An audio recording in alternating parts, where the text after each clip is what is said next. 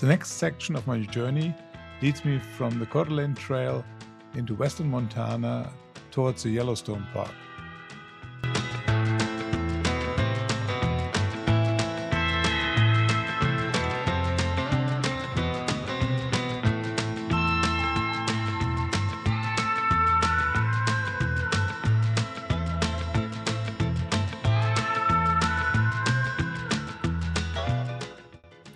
In the east, the trail Coeur d'Alene ends in Mullen, Idaho. There are, besides the interstate, two ways to get to Montana.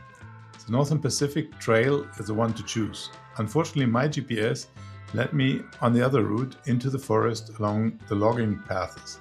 Eventually, I had to push my bike because it was getting too steep. I was always having my hands on the bear spray, of course. Montana, how you imagine it.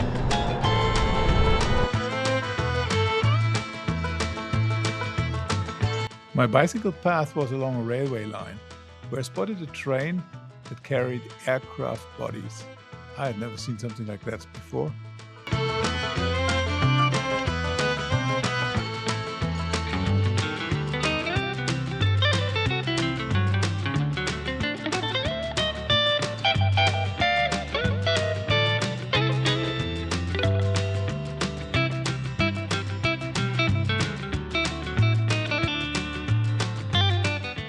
If it wouldn't have said on a sign down there that this is the Great American Rail Trail, and my GPS also tells me so, I wouldn't believe this.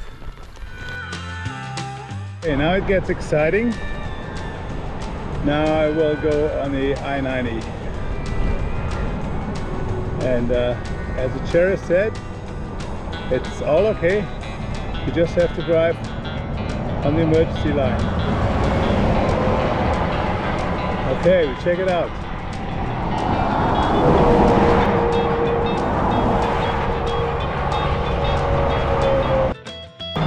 Can you imagine? You would do that on German Autobahn.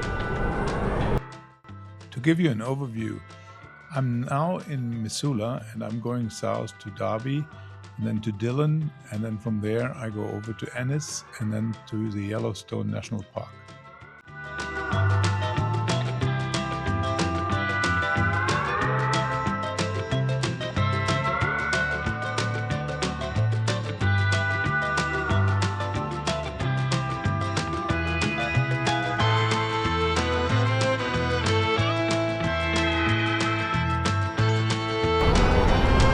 Morning!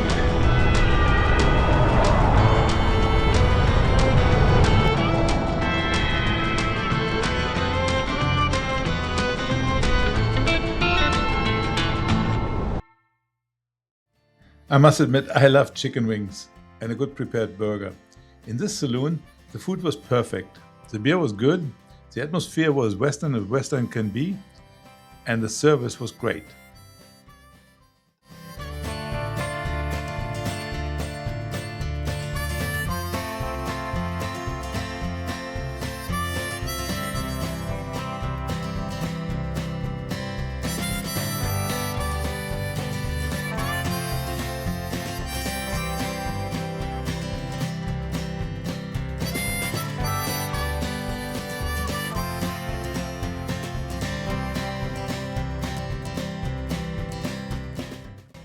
The people were very welcoming. The further south I got, the more friendly the people got.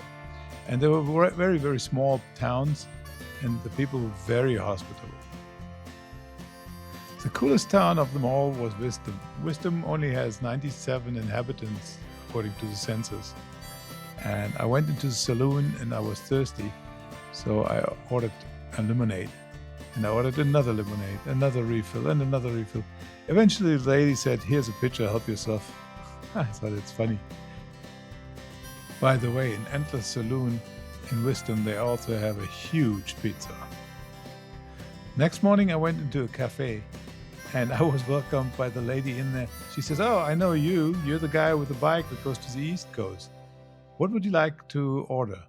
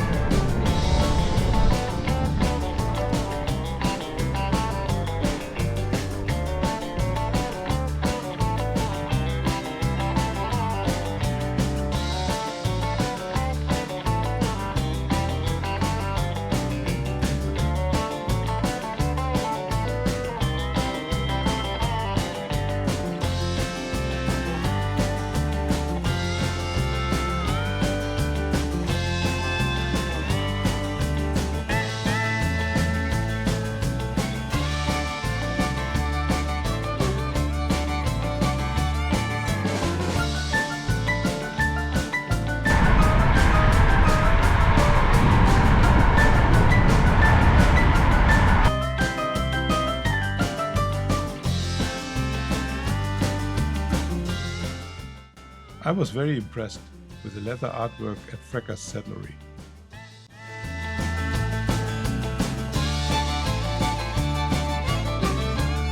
First bicyclist that I see on the road.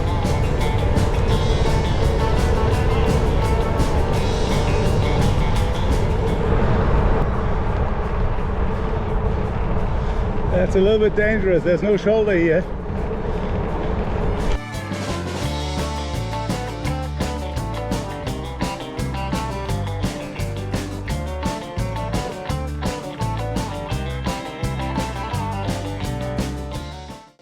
Nevada City and Virginia City grew because of the richest gold strikes in the Western Rockies. As the gold ran out, Nevada City became a ghost town. In the late 1950s, Nevada City became a tourist attraction for its old buildings. Eventually, they were putting more and more old buildings from other places into Nevada City. So today, Nevada City is an open-air museum.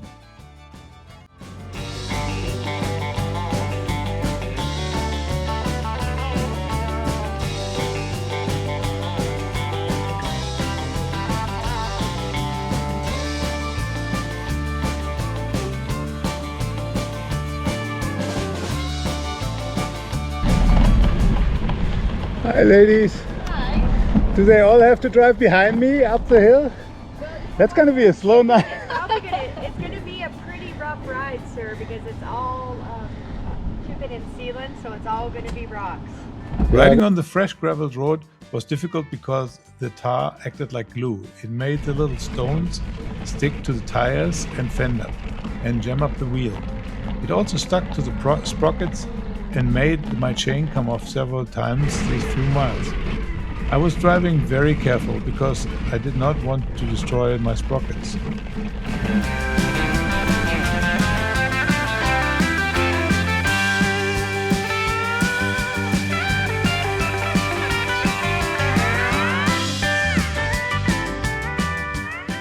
I was very excited to visit the Yellowstone National Park, so I had booked the Old Faithful Inn, the historical hotel.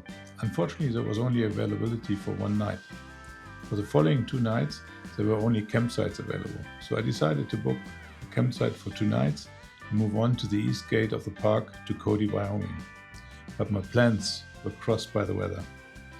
After my first night in the park, the weather forecast said that there would be snowfall the next day, and for the coming days the temperatures would drop below freezing. I couldn't believe this was in high summer, 20th of June.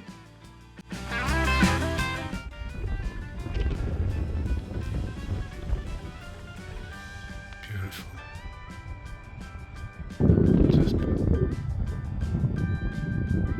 For safety reasons, I decided not to go through the park anymore and skip all the plans and go back to West Yellowstone, where I came from, and then go around the park. Good choice.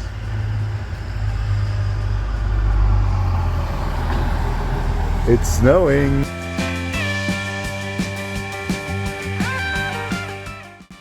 In West Yellowstone, I found a hotel and I had the opportunity to visit the wildlife sanctuary.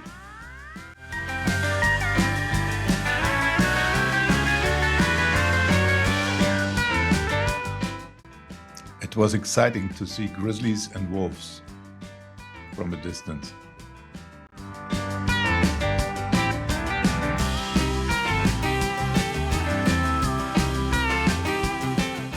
I wanted to go the shortest way down to Bozeman, but my GPS didn't want me to drive this way.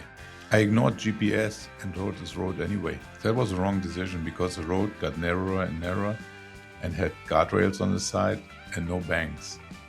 So it was pretty dangerous. But I had a guardian angel. A lady stopped at the pullout and offered to transport the bike and me out of this canyon.